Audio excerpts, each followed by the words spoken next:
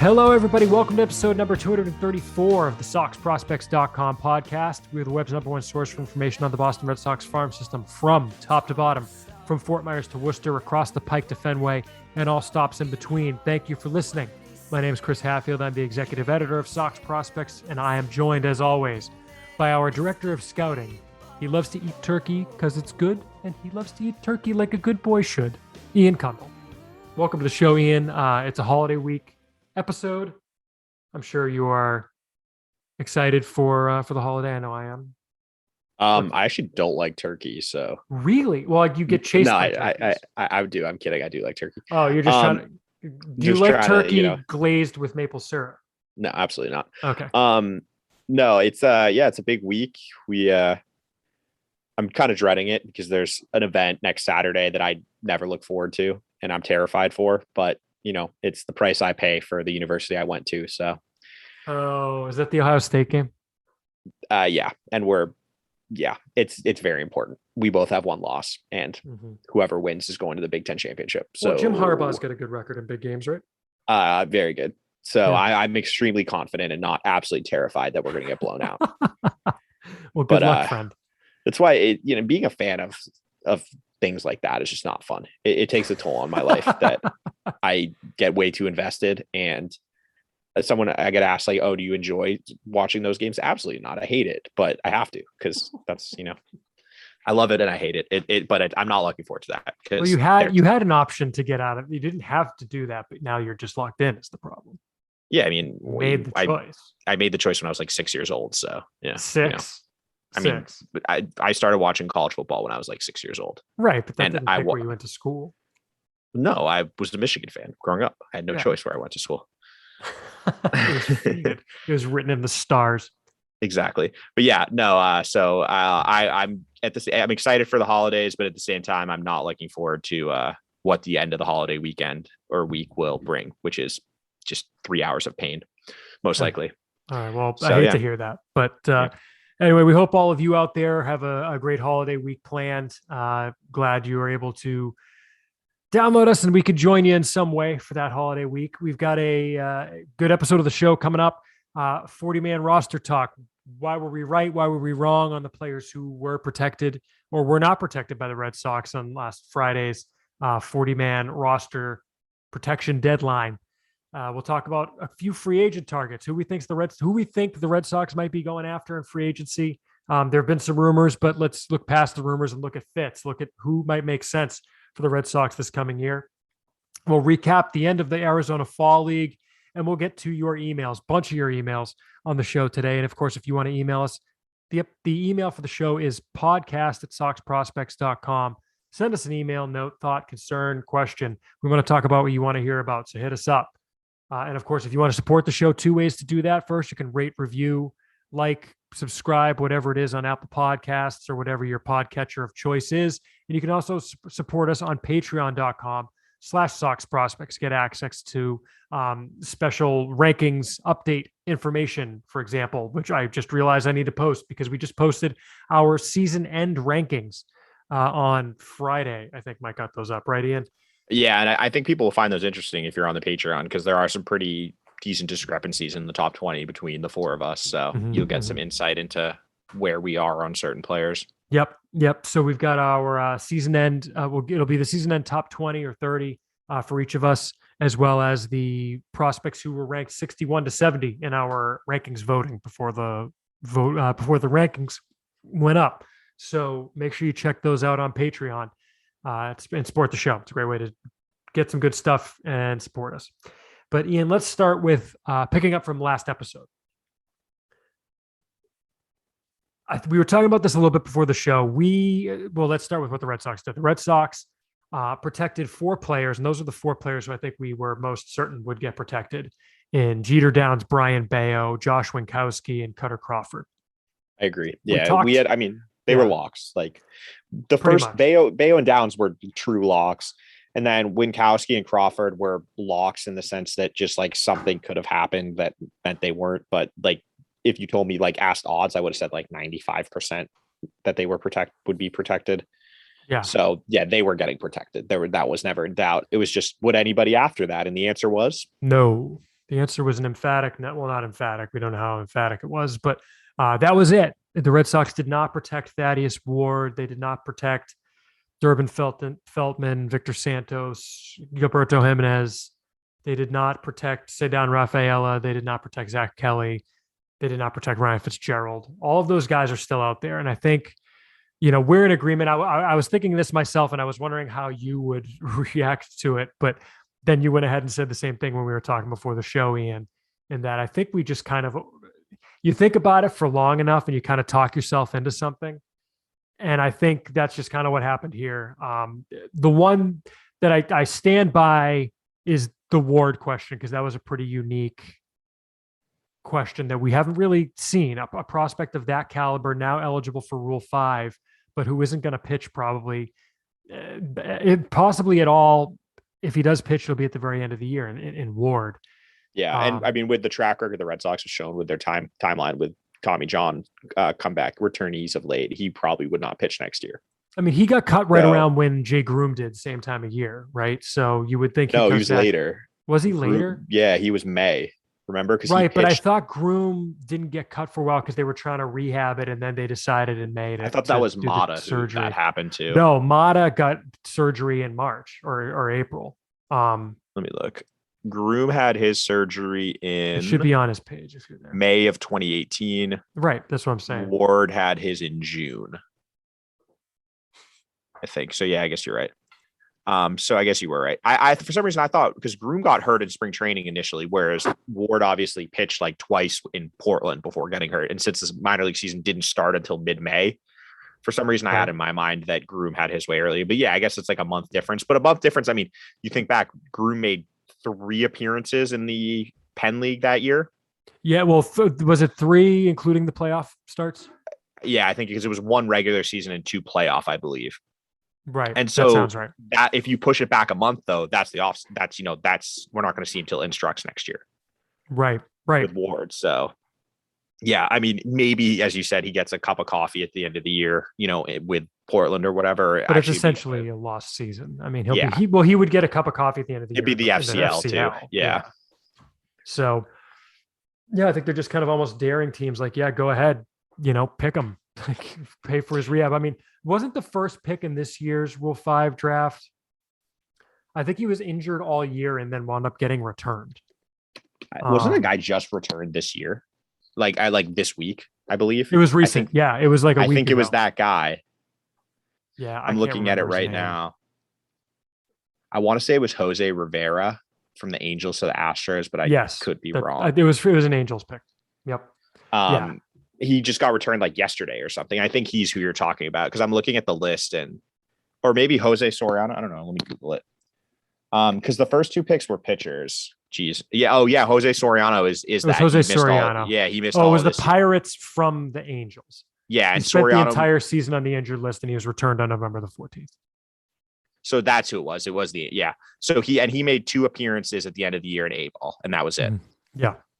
Yeah. And that's just like, good for you. You just paid for his entire year of rehab and sent him back. And service time. I mean, yeah, I guess you did. Yeah. They basically paid what, $400K plus. Yeah. They paid $400K or $500K plus $50,000 for him to rehab with them for a year and then send him back.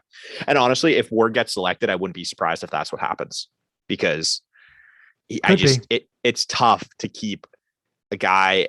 But I think Ward is more talented than Soriano. Like if you look at Soriano's page, when he was taken, I just closed it, of course. When he was taken, I believe he had not reached as high a level as Ward. Yeah, he was taken out of A-ball. Right. So you kind of had to know what you were getting when you took a guy out of low A. He was in the Midwest League in 2019. So whereas Ward is double A, it's a little different, but still, yeah, it's going to be barely. I mean, he's going to need half a season at least in double A once he's healthy. Yeah, which is the 26. I think if he doesn't have surgery, it's a lock that he's protected. But since he did, I was in your line of thinking, I thought he would be protected, but I get why they didn't. And I do wonder if the fact that they already have they have Brian Mata already coming back from surgery on the 40-man taking up a spot played into their consideration. They didn't want to be burning multiple spots on like guys who are coming back from Tommy John surgery. Cause yeah. Well, and I think this generally, another thing we talked about is that I think the Red Sox learned from this past year the experience of having Groom, Potts, and Rosario taking up 40-man spots. Yeah. And Ronaldo Hernandez. So 4 players who you weren't even planning to have helping your team. Now you've got the 36-man reserve list for a 40-man roster. Well, and so you basically have a 36-man reserve list, and you already lost a spot because of the expansion of MLB rosters, which they still haven't accounted for. And that's the thing. And I wrote about that last week of the 40-man dynamic from one extra spot being added to the major league roster is very different. And it's more than you realize because they didn't expand correspondingly the 40-man roster. Now that's one less non-active player on your 40-man. The reserve list literally got cut from 15 to 14. Yeah. And so that handcuffs teams, and it makes it easier to keep a Rule 5 pick and harder to protect guys. Yeah. And that's why it's interesting. Like you can tell too, with the way the Red Sox are in their competitive cycle, it's a lot harder for them than say the Cleveland team, which they protected 11 players. That's a quarter of their 14. Yeah, the Guardians. Including Jackenzie, the Guardians. I keep calling them defenders because of the Connecticut defenders. Okay. I don't know what that is, but yeah. It was the old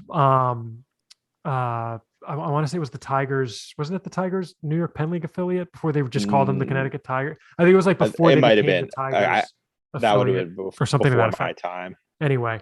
No, I think it was, but it was. They were always the Connecticut Tigers, but they protected 11 guys, and there's several of them who have no chance of playing in the big leagues next year. Like Jackenzie Noel, who we were talking about last week. Yeah, or like George Valera. I think Jose Tena, like all those guys. I think they were in like high A this year or low A. Well, Tena went to the AFL, so that I think that was because they were debating what to do with him. But I mean, and I think he led the AFL in hitting too. He had a good year. I remember that. I know that. But yeah, at any rate, Look, it'll be interesting. I still think it's very possible the Red Sox lose a player in the Rule 5 draft. I agree. Will that player stick? I don't know. Yeah, and as you said, like those 4 guys were locks. After that, my projection was I thought they would add Ward and one of the relievers. Mm-hmm. I didn't know which one. I didn't think it would be Feltman though, just based on I just don't think he's as good as his name. Because people think he is, unfortunately. Well, to me, it was the upside if he gets this. Like last week, you were talking about the stuff's not there anymore. Yeah. Do they know what it takes to get it back? You know, if you think you can unlock that, if you think you've got I guess my thing with that, though, is that we're 3 seasons out of him showing that stuff. Oh, sure. Like, so at some point, Fifi agrees. Yeah. But yeah, I think that Feltman, for me, it kind of came down to with that one is what are it's just not a profile of guy they've protected in the past. Like it's a low 90s fastball. It's, an above average secondary pitch. He's not, the mid high 90s late inning guy anymore. That's just not the type of player he is. Do I think he can pitch in the big league? Sure. Yeah. But do I think you're going to, care if you lose a 6th inning guy? No. I mean, that's fine. And I, you look at what they wanted for next season. I'd rather go out and sign, a minor league or free agent or, an MLB depth guy for that spot than you trust Feltman to come up, especially when they already have several true reliever types ready to come up in the 40. Like Eduardo Bizzardo is still on the 40-man roster. They have all these other guys, and there's no way all of them are going to get picked. So some of them will be back between Caleb Orr, Feltman, Victor Santos, AJ Plady, Zach Kelly. Like between all those guys, some of them are going to make it back. Yeah, exactly. They still have Phillips Valdez on the 40, who's going to yo-yo between AAA and the majors. Like I just think Feldman was buried on the depth chart where it didn't make sense to add him, especially when you look in the future. They are going to sign free agents eventually at some point, and these guys would just have to come off anyway. So why not keep them off now, and then if there is a lockout, you can at least send them to the minors to work on things when major league games aren't going on. Right. Well, and the thing with Valdez that I need to look into is he made one appearance in the Dominican Winter League and got bombed and hasn't pitched since. It's been like 2.5 weeks. So you're wondering if he's hurt? I got to look into that. Yeah, I'm wondering. I mean, it's quite possible they were just like, "Wow, you stink." No. Yeah. but like they made a big deal of him signing and now he's not even active, which is That's weird. So I'm wondering if he got hurt, and I'm wondering what the deal is. I need to send an email about that. Yeah. To just ask around. Yeah. But I think that it makes sense. Like Jimenez at the end of the day and Rafaela is kind of in the same boat. I just don't think they can stick. There's not enough bat with either of them to stick. And if a team is really going to do that, I think you almost have to just tip your cap and be like, okay, like these guys are good, but the odds of them reaching their ceilings are quite low. And, it's just not worth clogging a 40-man spot, as I think we talked about in the last episode, for potentially 2-3 years before they're major league ready. That's just not worth it at all. No, because you're just harpooning their development. I mean, look at what happened to Jason Garcia. Like, yeah, he got absolutely screwed by getting. It's that, but it just decreases your flexibility. And they want to be a competitive team. They have players, right. They are going to go out and sign players. And then next season, they're going to have guys that they're going to need to add to the 40-man roster. I mean, you look at some of the guys who are not on the 40-man roster heading into next season that could be up pretty quickly. Tristan Costas Costas is not on the 40-man roster. Right. You're going to need a spot for him right quick. And by the way, we're going to talk about this in a minute. You're going to be adding at least 2 or 3, probably 3 pitchers. I would say 4, maybe 3 or 4. I mean, many as you might be adding as many as 6 free agents. Yeah. And they're going to sign multiple. 6, I would say no. I could see 6, 4 pitchers and 2 hitters. Right, but at that point, you're also probably removing guys from the 40-man to make room for them. Like fair. You're probably either non-tendering or trading a Renfro. Yeah, maybe at that point you're DFAing Valdez. Well, I guess Valdez would project for AAA, but what I'm saying. But that's the thing is that I got a bunch of questions about like why not just protect up to the 40, and that's the reason why is if you protect them, you're locked into them now. Whereas now and a team could just claim them. Whereas now you're forcing the teams to actually have to actively take them in the Rule 5 draft. Mm-hmm. And at the same time, you don't have to make a move if you do want to add 3 guys right now. Obviously, if you go beyond that, you will. But it gives them flexibility to add guys, which is clear because they've been linked to like Steven Matz, Chris Taylor, Suzuki, the Japanese right fielder. Like they've been linked with a bunch of guys, and obviously there hasn't been much mobility or much movement in the market yet. But I think there will be a few more guys signing before. I think like Steven Matz is apparently going to sign this week. That's what the rumor is. Like things like that. So they might need those spots now. And yeah, I think at the end of the day, they protected the guys who were either top prospects in the case of Bayo and Downs or true major league depth for next year in Cutter Crawford and Josh Winkowski are clearly like legitimate major league depth next year. And I just don't think you can't say the same about any of the other guys. Yeah. I mean, look at it, put it this way, take Jimenez, right? I don't think he's going to get picked in Rule 5, right? I don't either. There's no chance he would get claimed by the first team available to claim him if they put him on the roster and then DFA'd him. Yeah. Because you can option him. Yeah. And that's the thing is that's the big difference right there. And why you don't do it is if you do want to make that room in the future, the teams have that option ability if you're DFAing them versus now they don't. And still, I would not be surprised at all if like Hudson Potts and Jason Rosario get removed from the roster at some point either. Like this isn't like, all clear for them. Yeah. I mean, they need more than 3 spots this offseason. Well, exactly. But like, yeah, as you said, that I'd rather move them than have Gilberto or, Sed and Rafaela on the 40-man roster, have to take them off and then just lose them to a team who can actually option them. Yep. Whereas now, you force them to keep them on their big league roster. And it will be interesting. For everyone who's like, well, Austin Davis is still on the roster. DFA him. Like, why? To protect the AAA version of him and Feltman? Like, I mean, they're not the same player, but like, you're not going to DFA. It's not a grass is greener thing, but it's a think about what you're saying. Like, I don't see DFAing Austin Davis to protect Durbin Feltman. I don't see. I don't see that at all. Phillips Valdez. No. Like it doesn't make sense because it's the same role. And just because one guy is the guy you drafted, like try and keep both of them. Well, and the thing with Feldman is if he was the same pitcher he was during his debut season, he would have been protected. He's just not that guy anymore. And if he was the same pitcher he was in his debut season, he would have been in the majors by now. That's also fair. There's a reason that his development is kind of stalled out a little bit and taken time. And I think this is a good reminder too, that you need to take AAA numbers kind of like, or frankly, all minor league numbers. They're not necessarily descriptive of a player's performance. Like they're useful, but they're not the be all end all. Like it always goes back to like Denny Reyes in AA. Denny Reyes was like 6'6", and he had, what do you have, like a 170 RA or something, and he got protected.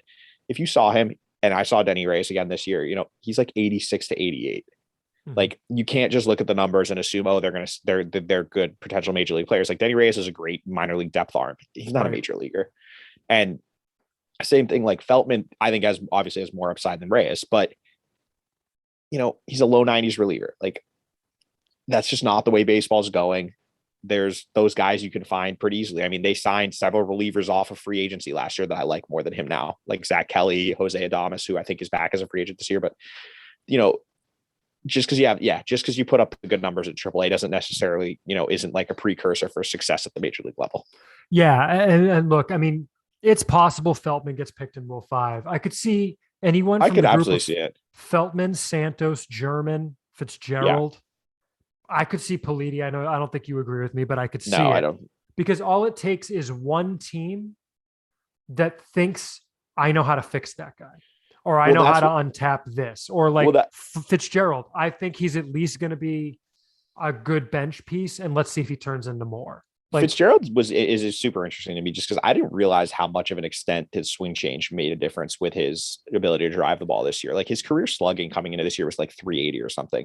And then this year he went out and slugged over 500 across 2 levels. Well, he was a swing change guy from indie ball, and he's a guy who's very. But he redid it again this year. Yeah, he's been continuing to tweak it. He had a really good interview on Fangraphs Audio with David Laurila, actually. That's worth a listen.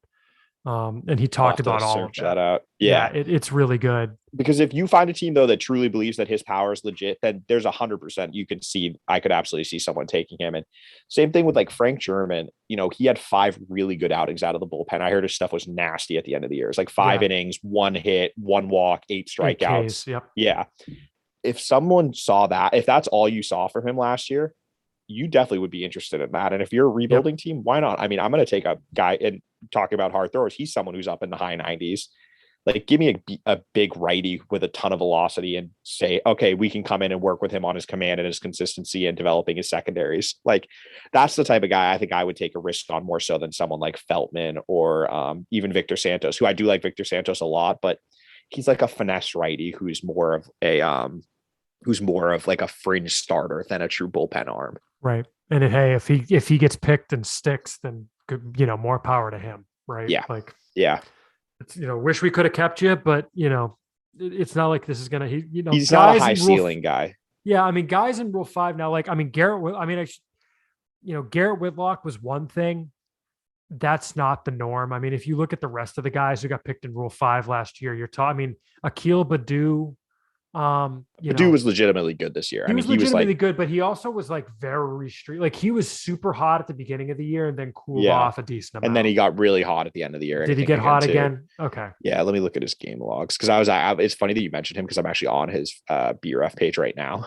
Nice. Cause I was thinking about him too. Cause I was looking at the last year's draft list. But yeah, in last year it was, like, what are his monthly splits? He was 222 batting average, 222, 242, 571 in April, 256 in May, 348 in June. Okay. 250 in July, 200 in August, and then 263 at the end of the season. It was kind of like yo-yoing up and down. He's very yo-yoing. Yeah. So, I mean, we'll see what he is going forward. We'll see what Whitlock is going forward. I mean, because you look, obviously that Whitlock was by far the best Rule 5 pick. Baddoo was pretty solid. Tyler Wells was solid. Like Kyle Holder, I guess, was okay. Like, it's not that many guys stick each year. And like the odds are the Red Sox aren't going to lose like 6 guys in the Rule 5 draft. Right. Like, and that's the other thing too, is actually, so last year, 18 players were picked, 10 stuck, which is a lot more than usual. If you compare to 2019, 11 guys were picked. And I think 4 stuck. In 2018, 14 were picked and 3 stuck, I think. And I think that's something you can trace directly back to having that expanded roster spot. It's just an extra spot to keep those guys. But yeah, like Whitlock is a unique case. I don't think you can't use him as the new model for Rule 5 picks, because that's like a once in a 10 year type I don't pick. think. We'll see. Yeah. We'll see. But I mean, I'm interested to see if they adjust the 40-man roster at all. I don't think they will because I just can't see that making the radar. I mean, what do they go to like 41? Do they just 40, give them one I'd more go spot? 42. Screw it. Yeah. Like just I'm all for symmetry. But the thing is, I feel like all those things they needed like a 0 or a 5. Well, I guess they just did 26 though with the active roster. So who knows? Yeah. Anyway, all right. Well, let's move on, Ian. Let's talk about the 40-man roster and moves that the Red Sox might make. Let's talk about the moves we think they might make. Let's stay away from potential trades for now, just because there's too much machination there. Unless there is someone you think they will target. Like, yeah, okay, Luis Castillo is out there. That's that changes the perspective of your entire offseason if you make like a Luis Castillo trade. If you make a I mean, I'd love for them to trade. Like, I'd love for them to trade for Luis Castillo, but I just don't I don't see it at the end of the day. I don't see it happening either, especially because I think it's a pretty good free agent pitching class. Obviously, we had Eduardo Rodriguez was the first domino to fall, and then what is it? Jose Quintana has signed, and was there someone else who signed that I'm not thinking of? Noah Syndergaard. Syndergaard signed with the Angels. Yeah, what a weird deal. Speaking of strange, but and I think that's where we'll see some movement recently. It's the starting pitching. Like, Stroman is already out here eliminating teams, and it seems like he could be close. Matt, same thing, and that's the area as we talked about. Heaney's the other one. Oh, Heaney, that's what I was thinking. And the Red Sox were in on him apparently, which doesn't make any sense to me. But I think it does. His stuff is nasty. He just needs like a good pitching depth. I guess that's true. I mean, it's that. I mean, but I wouldn't have liked Heaney. I mean, he signed for 1 year, 8.5 million with the Dodgers, which I would have liked him as like the 5th starter, where if he's bad, you can just put Alec or Whitlock in that role. Exactly. Like, I wouldn't have liked him as the number 3. No, or the number 4. No. So that's So. And I think we're kind of both in agreement there that the Red Sox are going to add. They need to add at least one true starter there. I think they need to add a second one, and I think there are a lot of interesting names out there. But reading between the tea leaves, I don't think that's in the cards. I think they're going to go into the year with some combination of Whitlock and Houck in that 5th spot now. I think they could. I think it depends on what they can get, though. The fact that they were interested in Heaney, I think, shows a willingness to sign 2 guys. Like 2 real starters, but one of them is of the Heaney. Like, we're going to pencil you in as the 5, but like short leach, because they offered him a true 1 year deal. They didn't offer him the club option that they've been doing. Which is they love those, because that's what who got Richards got the club option like this year, right? Oh, and Perez, and Perez too. But twice. I think Richards is like a better comparison for the Heaney type of signing. But I think they need, obviously they need a true starter. They need some true starters. You can count on, I think, Eovaldi, you're pretty confident in. Chris Sale, I don't know what you're going to get. And obviously he's going to be on an innings limit. So that's another guy. There are some question marks there. Pavetta is fine as a back end starter. We saw it this year. It's going to be up and down, but at the end of the year, he's going to have a 4 or 5 ERA and strike out a guy an inning and be fine.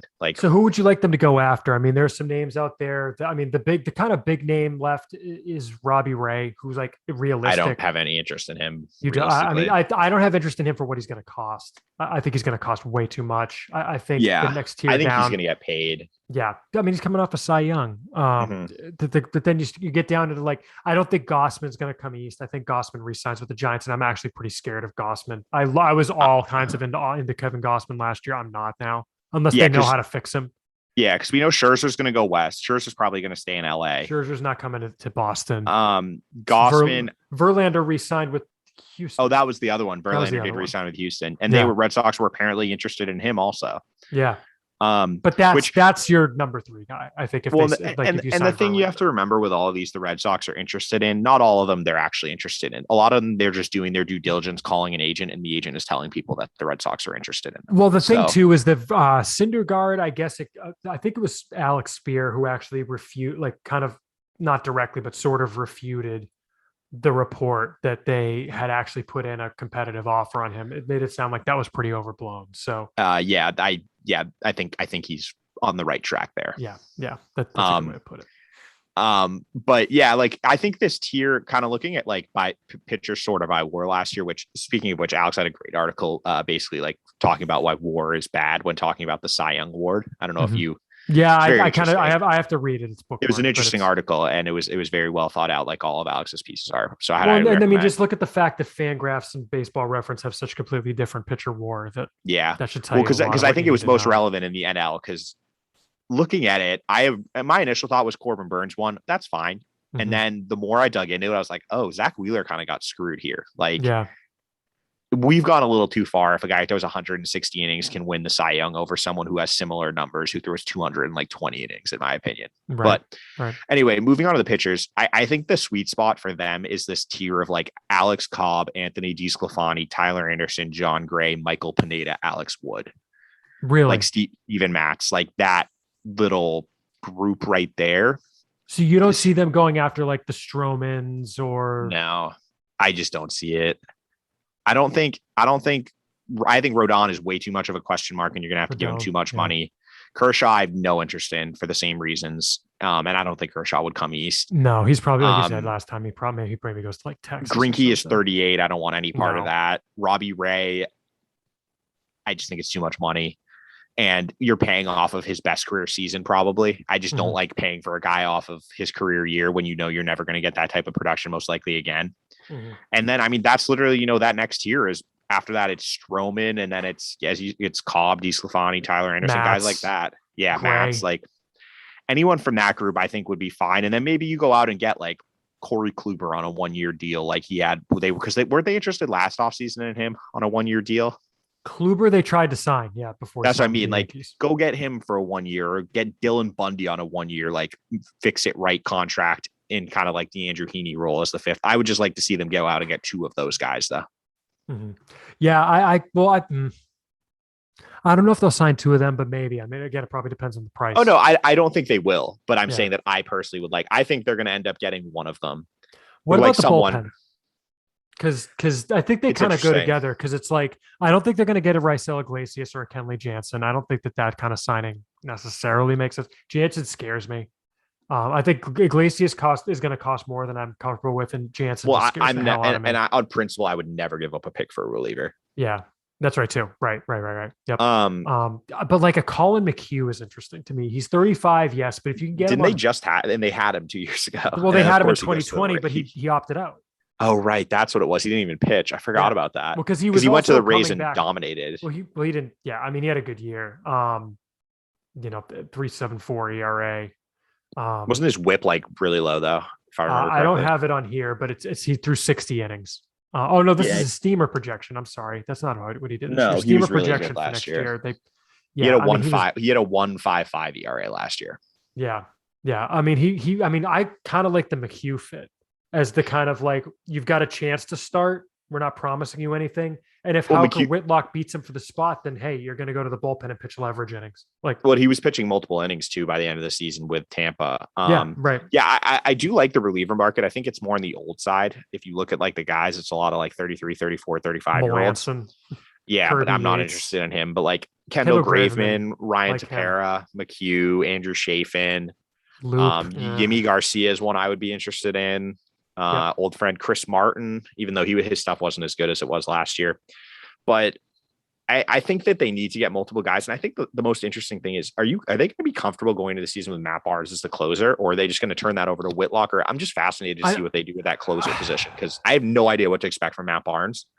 Yeah. And if Whitlock is going to be, developed as a starter, that's a big question for me heading into next season. And maybe that plays into what you do with Whitlock. Like, do you say, hey, look, we're going to make you the closer. We know it works. Like, rather than try and figure out if you can start. I don't know that that's what I would do. The problem for me, that's one way they play. That's one way they could play it. The problem I would have with that is just, I think Whitlock, if he's in the bullpen, I'd much rather have him in that multi-inning fireman role where I can just use him whenever I want for multiple innings. I feel like you diminish some of his value by making him a 1-inning closer. Well, maybe you make him a 2 to. I mean, who cares if he's a multi-inning guy? But you can. I mean. But then you need multiple closers, because like they're still going to be pretty careful with him. Right. He's not going to be throwing 2 innings and then pitching like the next day, like Liam Hendricks, how he's used in Chicago. That's not going to happen. Like he's not going to be used like 3 to 4 days. So you're going to need another leverage pitcher like that. And that's why I'm like, I'd almost rather just go out and sign someone like Kendall Graveman, Yimi Garcia, someone who I would at least try in late innings, and then have Whitlock if you're not going to start him in that, same role he was in this year during the regular season. Right. All right, looking at the offensive side of the ball, Ian, it's funny. I was tweeting about Chris Taylor, and you would have thought that I suggested they re-sign Marwin Gonzalez and hand him the starting second base job. That's not what I said, Kat. So stop yelling. I do think people don't realize how good he is. So do you want to explain to them? Chris Taylor by WRC Plus has for the past 5 years, has been one of the top 50 hitters in baseball. He just happens to play multiple positions. Like if he were just a second baseman and they had a hole at second base, people would be interested in him. But like he just adds the fact he can play multiple positions. Average, he's not an above average defender, but he can passably play second, third. I don't love him at short, but you can stick him out there in a pinch.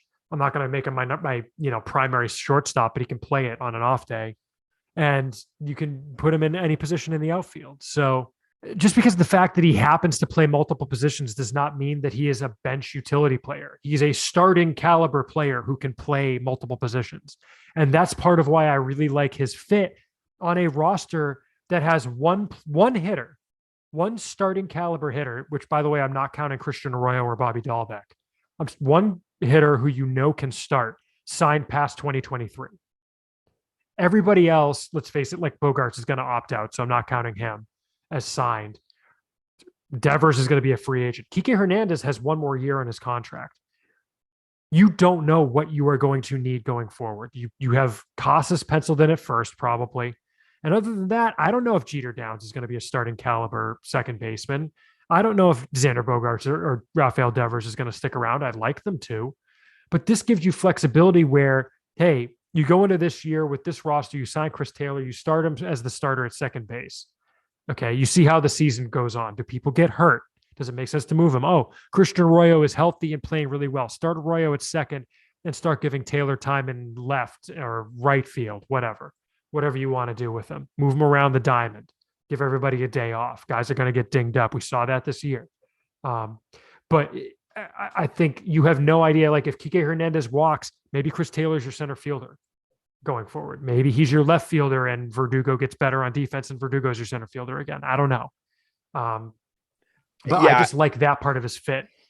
He does give you a lot of versatility for the reasons you described, and that he can fill in a lot of spots, and he does give them flexibility for what they want to add going forward. When they look at the free agent classes of next year, the year after, or depending on what they want to do with internally with certain guys, he does give them a lot of flexibility with that. I think for me, I'm just concerned about how his profile ages. There's age. And then he's swing and miss in his game. He strikes out a ton. It's like a 27 to 30% strikeout rate, which it's been 25 to 29 through his career. Yeah, I'm just not sure that's what they need. The thing is that he also does walk. Like he would have had the highest walk rate on the team other than Schwarber this year. Yeah, and Schwarber's like a unicorn in that regard. I mean, he's one of like the most patient hitters in baseball. Yeah, so that part would have helped, but the strikeouts and the age don't help. He's 32, right? Well, he's going to be 32. He's going to be 32. I'm not sure I want to go like 4 years on a guy who's 32. That's the thing that's like, if they could get him on like a 3-year deal for 60 million, I'd be, or 50 million, I'd be all in on that. Mm-hmm. But I just don't think I would go past 3 years for someone like him. I just think it's too much risk you're assuming at the end of that contract for my liking. And I do think though that we're in agreement that they need, I just can't see them going to next year with Christian Arroyo as the everyday second. You can't. He's literally never stayed healthy in his career. I mean, that's not an overstatement. He's never had a season he stayed healthy. I think the difference between that and first base is at first base, obviously, you have someone which we'll talk about a little bit when we get to the AFL. Yeah. You have a blue chipper at first base. Like Tristan Costas is a monster, and he'll probably be ready next season. Yep. I don't know what to expect from Jeter Downs. In the AFL, we saw it again. It's Jekyll and Hyde. Like he was great for the first couple of weeks, and then he fell off the table drastically. And by the end, his numbers were pretty poor. I mean, great slugging, decent walk rate, but he hit like 200 and he struck out a ton. So I'm not sure what he is. I'm not sure if he's as you said, the answer. And I'd rather go out and address that position in free agency or trade.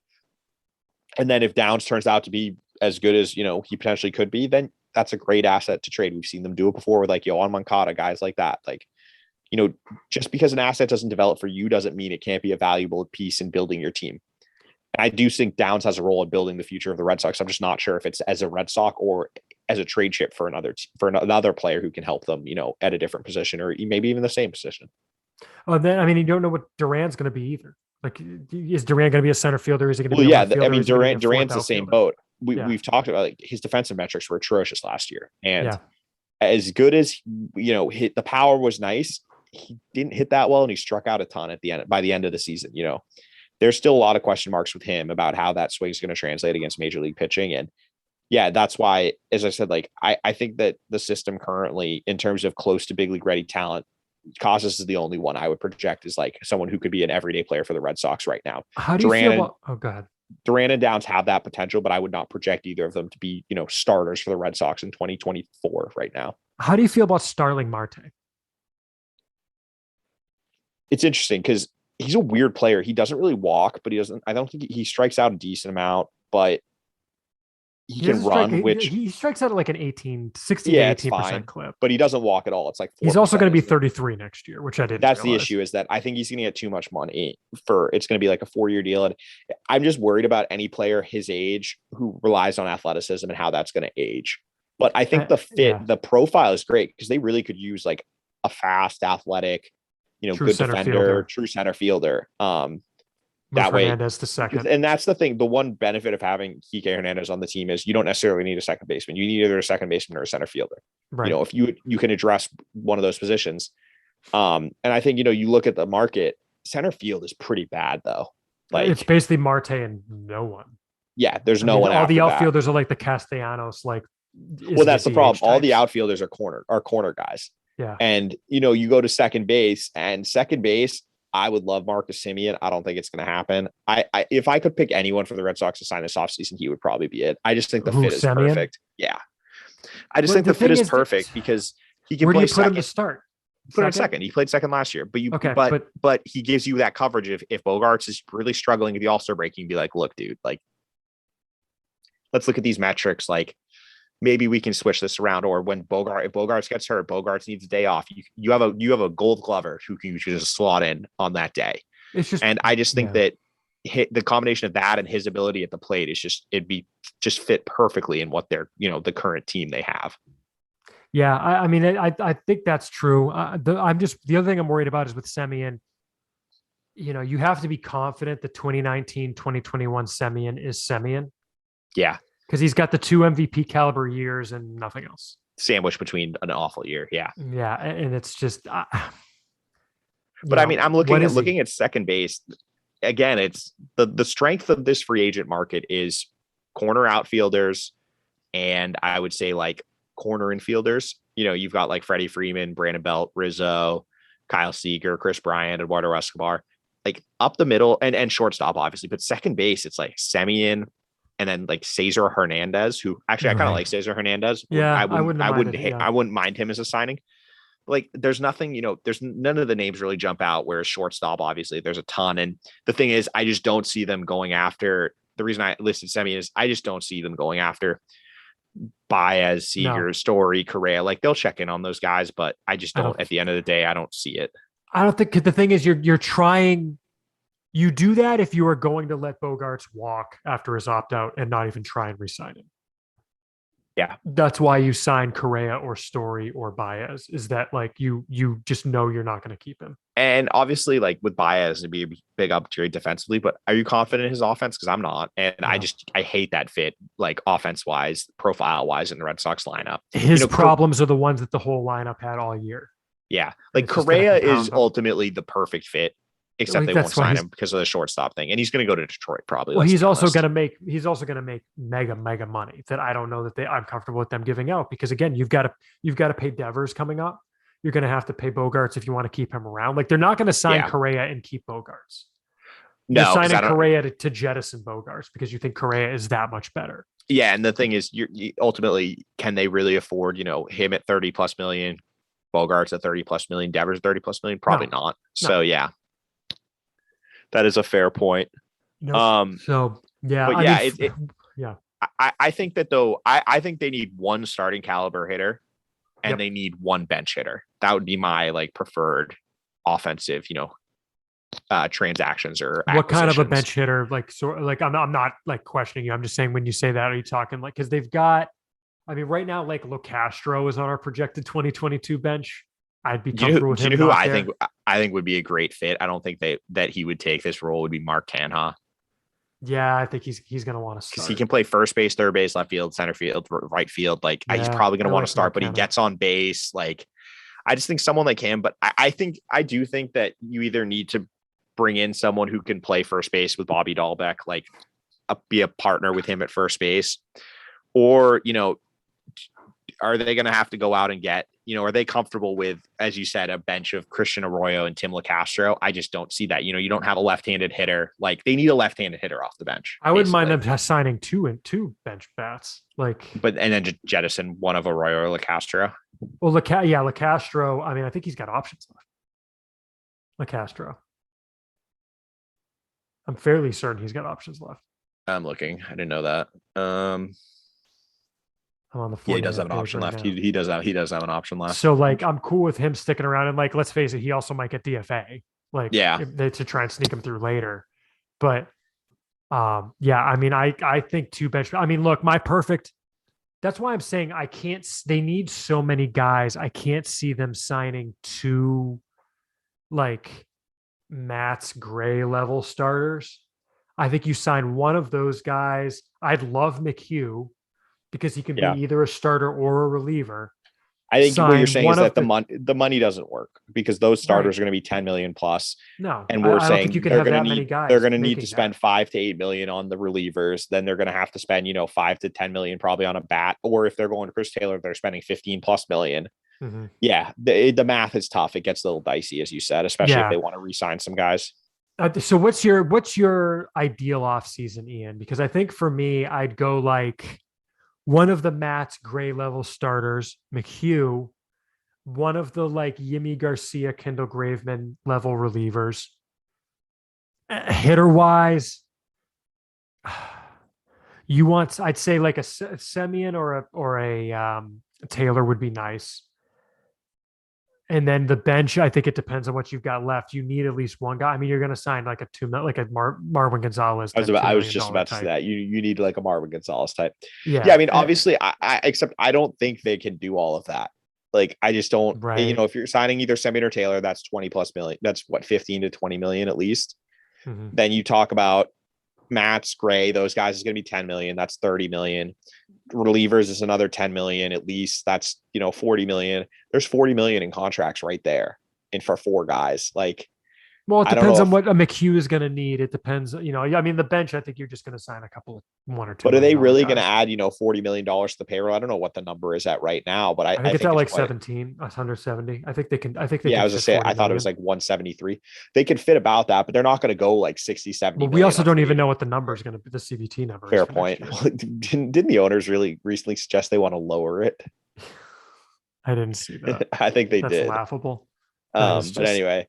Yeah, I think that for me, it's definitely, I think the biggest one, though, I would say the most important one is they have to get one of that Matt's Gray, DeSclafani, like a starter like that. Yep. Because I do not want them going into the season with Houck and Whitlock as like guaranteed rotation members. I just think that's a recipe for disaster with them, Chris Sale, so many question marks in that rotation if they do that.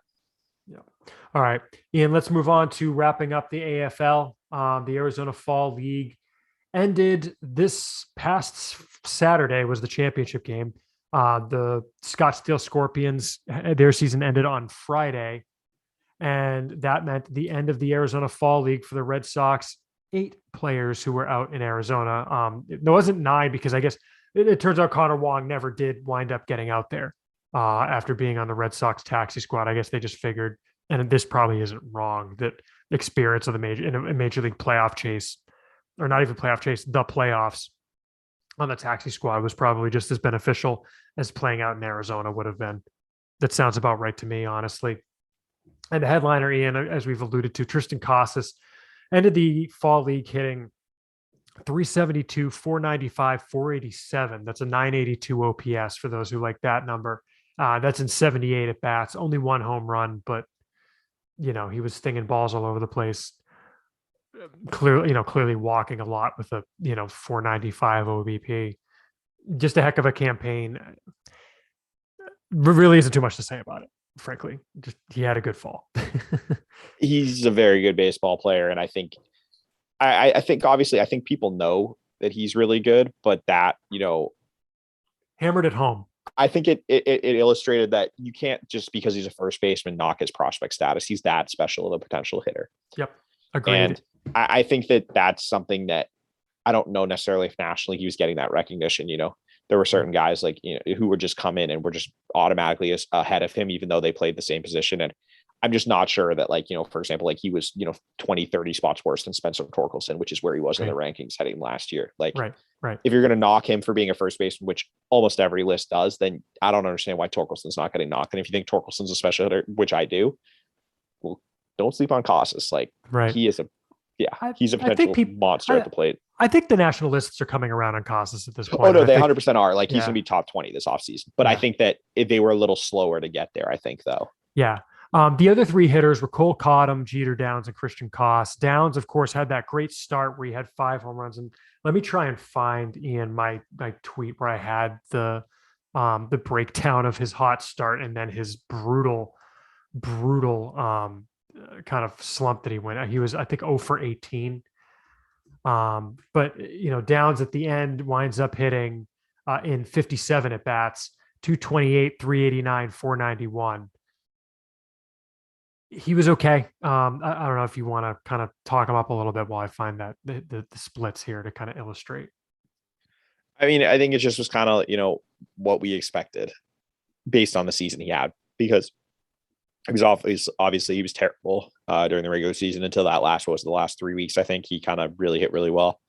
He went over there, hit good for, a couple weeks, and then he trailed off. And I think it's just, he's inconsistent at the plate right now. His approach needs work. There's definitely, I think, some confidence issues at the plate when he gets down, when he's struggling a little bit, I think he gets a little bit, he can get down on this himself and kind of let it spiral. And I do wonder if that's kind of what happened there is, he had a couple bad games and then it kind of just spirals from there. Cause I remember seeing him at the end of the season and it wasn't like he was giving away at bats, but you could tell if a pitch was a borderline one that went against him or they weren't competitive at bats like I've seen from him in the past. Yeah. I mean, the splits were these. In his first 6 games, he went 7 for 21 with 5 bombs, 8 walks and 6 Ks. So his slash line was the 333 average, 517 on base, 1.048 slugging. Then in his next 4 games, he went 2 for 14, but he still had 6 walks. So he was still walking, right, with 4 Ks. So the 2 hits were in the first 2 games of that set. But he was, like I said, he was still walking. So the on base was still above 300. Then in his next 3, he went 0 for 11 with no walks and 5 Ks. I think his last 3 games, he had 4 hits, but definitely just, crashed to a halt after his hot start. And it's kind of like, you look at Cole Cottom, who winds up with a pretty good line for the fall of 275, 356, 510. That was goosed, like we said last episode, by 3 good games, including he had one where he went 4 for 4 with 2 of his 3 home runs. Yeah. And that's the thing with the fall is I think you mentioned such a small sample size. If you mentioned on the show or before when we were talking that Costas was the only one of their guys who's really playing every day. Yep. He Downs, had 20 more at bats than anybody else from the Red Sox contingent. Well, and he had a ton of walks. So I wonder how many more plate appearances he had. That's true. That's a good point. That's a very good point. He led the league in OBP. So yeah. But anyway, so Downs' numbers and same thing with Cottom, they can be heavily skewed by bad stretches and good stretches. So I think that's kind of what we saw and why, it was nice to see Downs do well. We kind of were worried that, it was going to flip and it did. And I'm still just kind of taking this season as kind of like a wait and see mode. I think that he was pushed a little aggressively and, we'll kind of see what he is next season. I think he needs a full off season to kind of get that mind right, work on some swing mechanics things and kind of, make some changes heading in next year in order to reestablish himself. Cause I do think he's still obviously a top 10 prospect in the system. I think, I don't remember where Alex had him exactly on the Baseball America list. I want to say 6, I think. Might have had 6th. Yeah. But he's still one of the top 5, 6 guys in the system. It's just, he needs to take a step forward and he needs to, get back to where he was heading into this year if he wants to reestablish himself in that top tier, which obviously he might have the talent to, but we're just going to have to see it now. And then Tristan Costas was there. He had 229, 275, 250, kind of a last minute replacement, playing a little over his head, good experience for him. Yeah. He spent the whole year in high A. Like these pitchers, some of them were too advanced. And I do think that, I believe he wasn't playing much of it all either. Like, I don't think he. Well, he had 48 at bats compared to Cottom's 51. I mean, they're those three. Okay, so he played. Downs played more than Cottom and Cost did, but the Cottom and Cost seemed like they were playing 2-3 times a week. So yeah. On the arm side, Connor Siebold was the starter. 20 innings, a 20 and a third, 47 ERA, 23 Ks to 12 walks. So the Ks were good, and I think his last start was his best, Ian. But we've talked about the reports on the stuff. They weren't great. Honestly. Yeah, it was his best, which is funny. It came out like right after I wrote about his scouts not being impressed by him. Yeah. But like Josh Winkowski, on the other hand, probably was the star in relief, although his numbers were terrible. In 11 innings, 6.55 ERA, 173 whip, but dialing up to as high as 99 on the fastball. And starting the first brawl in AFL history. That also was kind of there have to have been brawls before. Nope, first one. Really? Yeah. Okay. Well, at any rate, but then meanwhile, like AJ Politi and Benjamin Salucci had very similar lines. 11 and 2/3 for Salucci, 12 and a third for Politi. ERA is not great. A lot of walks. Salucci had 7 walks. Politi had 8. But then Politi struck out 10 guys. Salucci struck out 11. So it's. I mean, Salucci put up. If you asked me before the AFL started what his line would be, I pretty much would have guessed exactly what happened. He's going to give up hits. He's going to give up a ton of walks. He's going to strike a ton of guys out, or not a ton, but he's going to strike guys out. And his ERA and WHIP are going to be extremely high. That's exactly what happened. And that was an aggressive assignment. It's interesting that they put him there. Honestly, well, he needed. I mean, they probably wanted him to get innings. He was only like he was only like 2 weeks back though this year. But yeah, I mean, Salucci has great stuff, but it's just the command and control. It's not a lot of confidence that it will get there from people I talk to. Yep. Interesting. All right. Well, Ian, we've got a huge backlog of emails. So let's get to it. Again, podcast@soxprospects.com if you want to send us an email. Our first question comes from Patreon supporter Forrest Perkins. He says, "Hey guys, got a question about Phillips Valdez. What is the knock on him? Why was he so back and forth between Worcester and Boston? Do you think he will get more innings next year? With his good 2020 season, unique arm slot, and decent stuff, I thought he was going to stick. Going up and down so much, it felt like they never gave him a legit shot. Thanks, Forrest." Ian, what are your thoughts? I'll let you take it first. I think there's 2 reasons where he went up and down last year. And the first one is he could go up and down. Exactly. He had options, which if you're a pitcher in this day and age, a relief pitcher who is, near the back of a bullpen or like, one of the last relievers in a bullpen, if you have options, that's kind of what what's going to happen to you. All teams are doing it. You need to be constantly cycling in fresh arms. And, he was the kind of guy, if there was a bad game, he's going to go out there and pitch for a while and then get option. That's just kind of how it is. So I think that's part of it. I think the second thing, though, is that he just needs his command and control. Last season was just off. He hit 7 guys in 40 innings last year, walked 19. Like that type of control is just not going to fly. And then you look at the command, he gave up a lot of hard contact last year. So I just think it's, he needs to harness his stuff and improve that command and control. And then for him to stick, he's going to have to prove he can stick. Cause I think he still has an option left, right?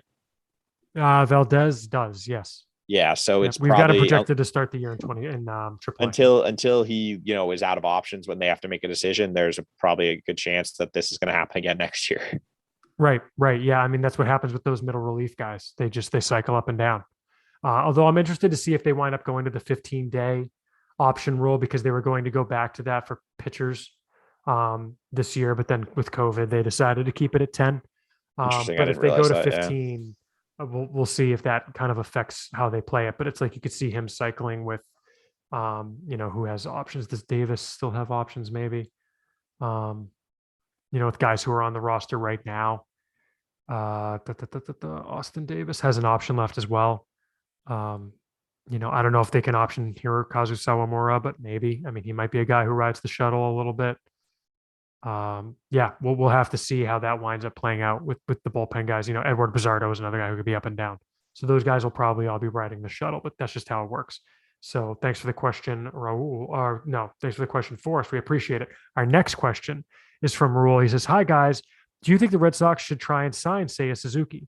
He's going into his age 27 season. Good right field with 4 straight Gold Gloves in Japan. Power bat without the strikeout issues. Last 2 years, he had more walks than Ks. In his past season, he was 88 walks to 89 Ks. The last 3 years, he put a combined 319, 435, 592 line. And according to Matt Eddy from Baseball America, he puts him at a 70 grade for raw power. What are your thoughts?" I mean, clearly they're at least going to kick the tires on him, which they'd be silly not to do. It depends what the number is going to be, I think. Ian, does that sound right to you? Yeah, I think it's that, and then the fit too. You always have to. It seems that the guys coming over from Asia have seemed to tend to like to stay on the West Coast for the most part. Obviously, that was like a deciding factor with Shohei Ohtani. I believe Ha-Seong Kim also cited that as one of the reasons for picking San Diego over the Red Sox. Yep. So we heard that it got reported, but we don't know what's going to happen with Suzuki, but I'm very interested in him. I'm looking at the right field options, and I'm not that thrilled by what I'm seeing other than him really. Castellanos is a terrible defender. I don't have any interest in him in right field in Fenway, and DH is taken, so that's not going to work. Avisel Garcia is fine. Like, I wouldn't hate that, but am I sure he's that much of an upgrade over Renfroe? No. Right. Michael Conforto, I'm not doing. I think he's going to get too much money, and I don't really want to give up a pick for Michael Conforto. And then after that, it's like Cole Calhoun and Jorge Soler. No thanks. Like, you might as well just have Hunter Renfroe. So that's why I think Suzuki has a nice blend of upside potential, but also he's not going to cost them any draft picks, and that to me is very important. The combination of those two, especially if they're going to be signing someone like Chris Taylor or someone else who they have to give up a pick for. So I just think that his intrigue is enough for me that if the money is right, I would definitely like to see them go after that. The projections, MLB Trade Rumors projects them to get 5 years, 55 million. Fangraphs projects 4 years, 10 or 11 million, depending if you go by the crowdsource or Ben Clemens' number. So, I mean, you're looking at 10, 11 million-ish. I would be fine. 440, I think I could handle. 555 is too steep for me. Yeah, I don't know that I want a 5-year deal for that, but I'm intrigued and I'm interested to see if they. It's interesting though. It shows that he's clearly more thought of than Ha-Seong Kim was, because Kim got 428, I want to say, last year. Something so he's clearly a better guy prospect, or better potential player than that. So yeah, and he's ready now, as opposed to Kim was kind of seen as almost like more of a. Well, yeah, because Kim was also coming from the Korean league, which is inferior to the Japanese league, I think, when it comes to like translating to MLB. Yep. So. I'm definitely interested to see what happens with him. He's someone I'm going to be following closely, regardless of where he ends up, because I just think that it seems like based on what I'm reading from, the people who watch the Japanese game more than I do, that he's one of the better talents to come out of there in a while. Mm-hmm. Yeah, I'm interested. Put it that way. Our next email comes from Almond, and he says, "First of all, I want to thank the entire Sox prospect staff for such an amazing website. Okay, now my questions. Who would you want the most out of these potential trade candidates? And how much would it cost to get them?" And he lists a whole bunch of guys, and basically, from the A's, Frankie Montas, Chris Bassett, Sean Manaea; from the Marlins, Pablo Lopez, Trevor Rogers, Alicia Hernandez, or even Sandy Alcantara.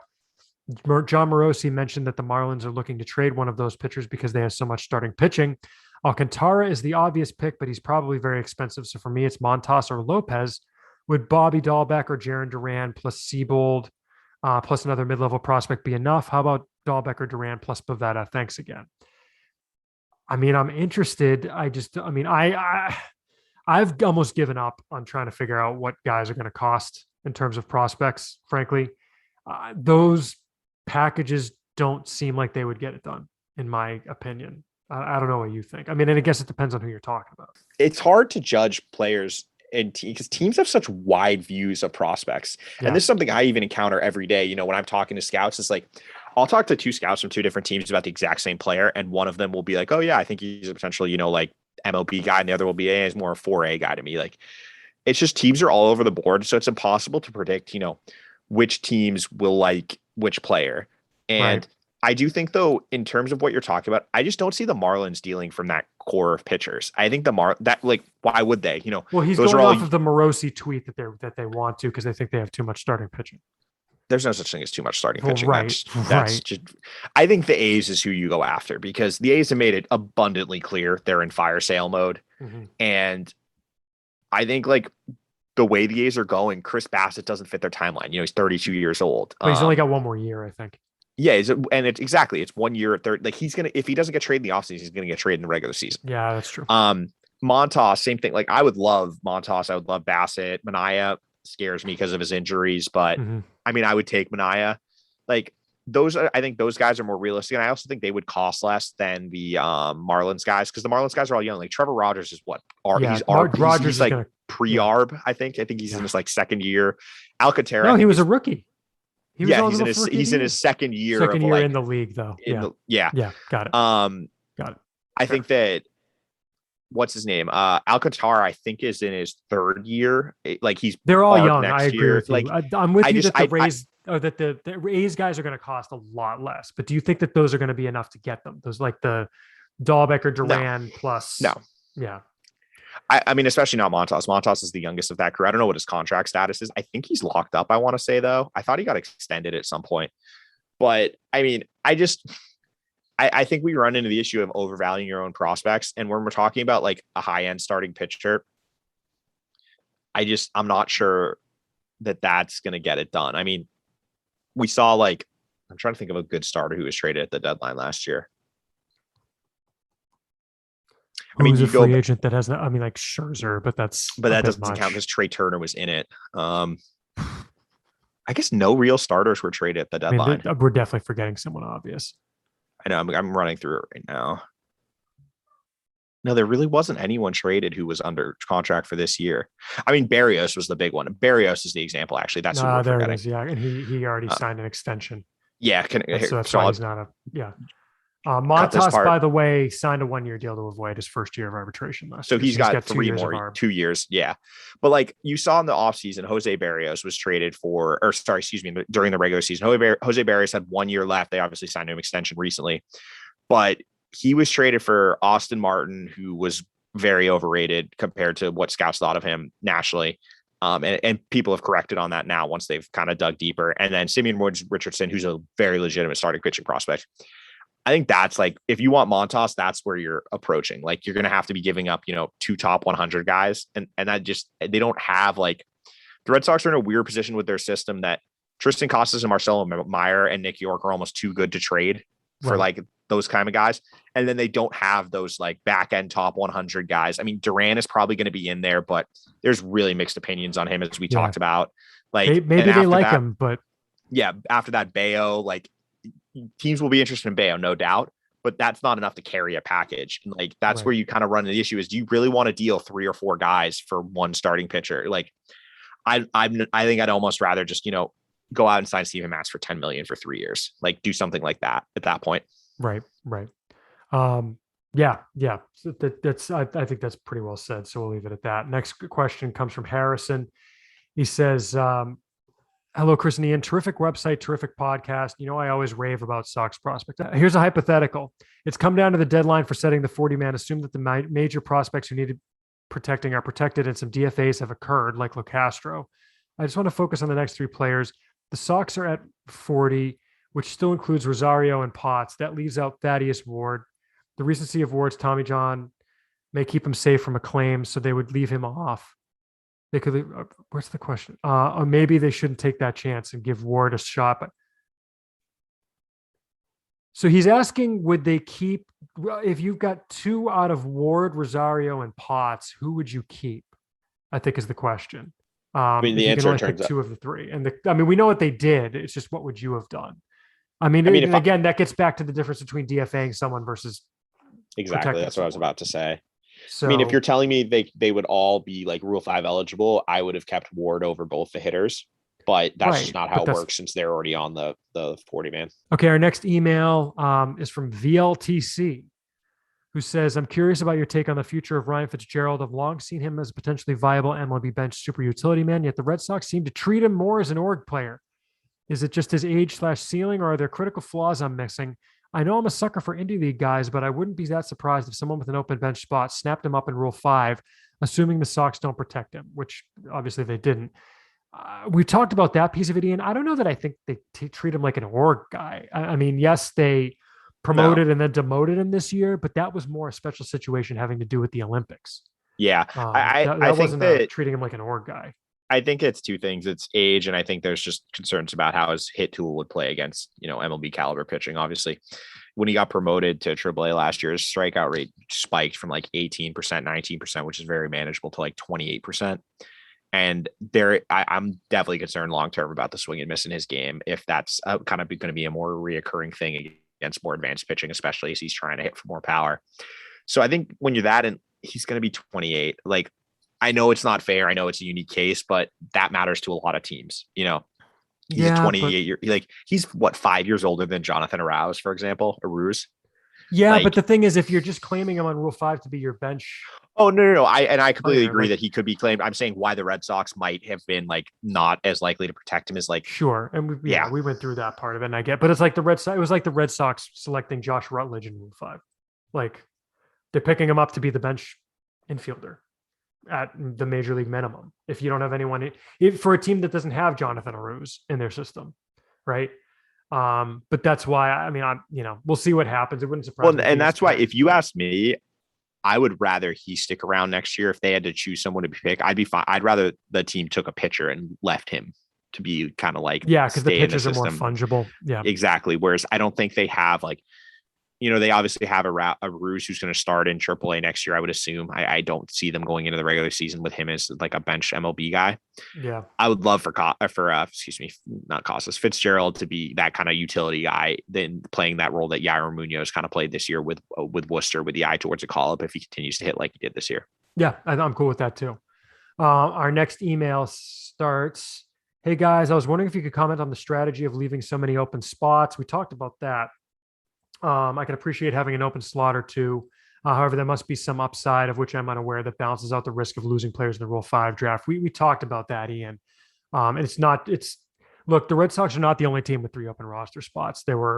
I think I got halfway down the list and got to 4 teams that had 3 or more spots open. So you don't fill your roster just to fill your roster. You've got to use that 40-man roster all off season. So that's your answer there, as we talked about earlier.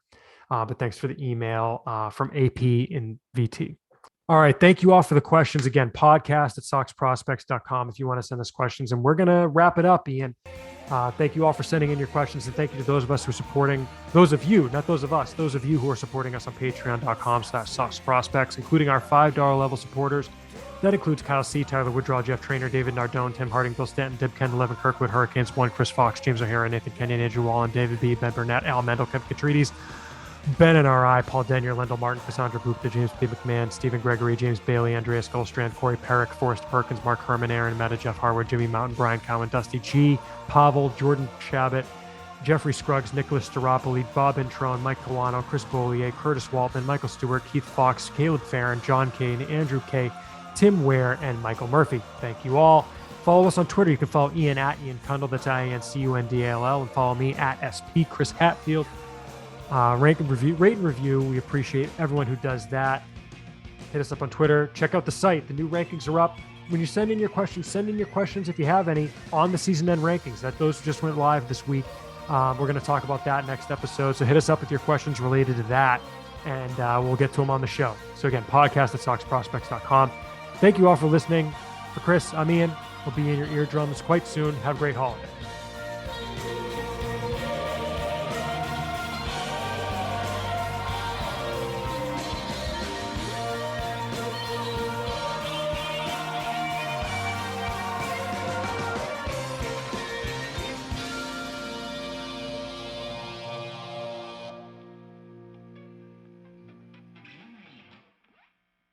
Isn't that a saying? No. I don't know.